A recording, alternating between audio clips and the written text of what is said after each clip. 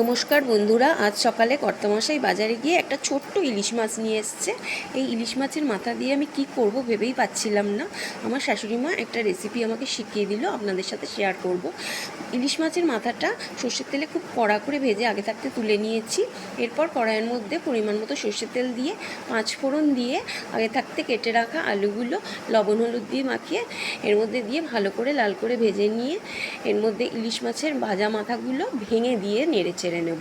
এর মধ্যে আমি পরিমাণ মতো লবণ, হলুদ, কাশ্মীরি লঙ্কার গুঁড়ো দিয়ে আর একটু নেড়ে চেড়ে ওপর থেকে পরিমাণ মতো জল দিয়ে দেবো।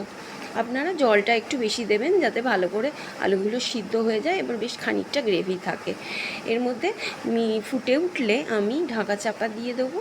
আর সিদ্ধ হয়ে গেলে 10-15 মিনিট পরে বেশ মাখা মাখা হয়ে গেলে আমি এটাকে একটা পাত্রের মধ্যে ঢেলে পরিবেশন করব। যদি পছন্দ হয় রান্নাটা অবশ্যই করবেন বন্ধুরা।